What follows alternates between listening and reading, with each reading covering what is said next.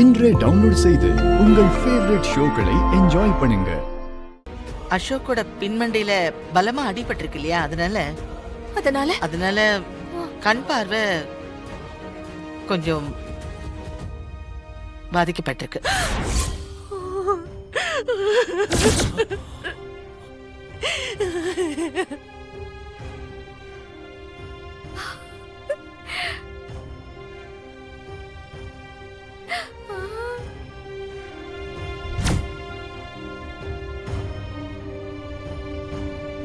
ஐயோ கடவுளே, அப்பாடா, நல்ல வேலை. அசோக்கால இனி நம்மள பார்க்க முடியாது போல இருக்கு. ஐயோ கடவுளுக்கு முதல்ல 108 தேங்காவை உடைச்சாகணும்.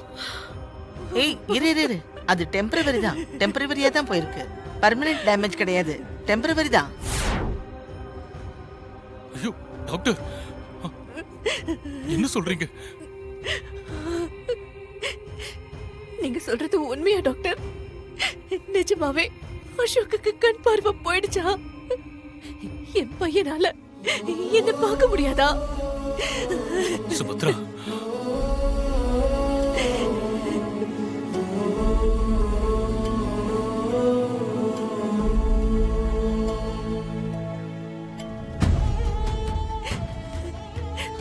ஆசையா என்னையும் என் குடும்பத்தையும் பார்க்க வந்த என் பிள்ளைக்கு இப்போ கண்ணு தெரியாதா டாக்டர்? ஐயோ கடவுளே, எதுக்கு இப்படி என் பையனை சோதிக்கிற? சுபத்ரா ப்ளீஸ் அழாத, கொஞ்சம் அமைதியா இரு. டாக்டர் சொல்ல வரத முழுசா கேட்போம்.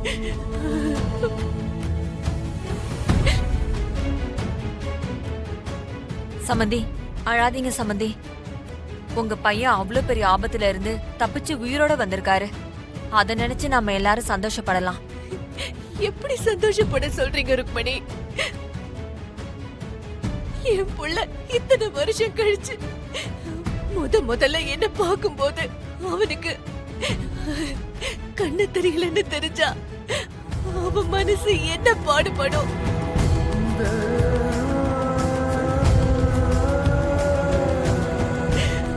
சுபத்ரா, இதுக்குதான் நான் முன்னாடியே சொன்னேன்.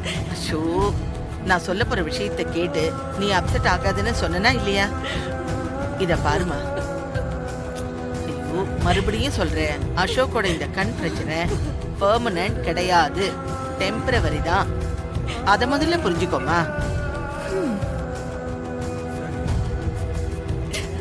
கொஞ்ச நாள் தான், போன பருவ திரும்ப வந்துரும். ஆமா நிஜமாவா பின்னா? அம்மா, அதான் ஆண்டி சொல்றாங்கல்ல, அசோக்கு சீக்கிரமா சரியாயிடுமா? கரெக்ட். இத பாருமா, அவனுக்கு தலையில அடிபட்டதுனால அந்த நரம்பு அப்படியே அழுத்தி பார்வையில கொஞ்சம் பிரச்சனை வந்திருக்கு.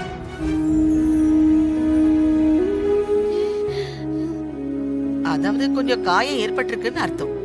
அது கொஞ்சம் கொஞ்சமா தானா சரியாயிடும். அப்படி சரியான உடனே மெல்ல மெல்ல கண் பார்வை திரும்ப வந்துரும்னு டாக்டர் சொன்னாரு.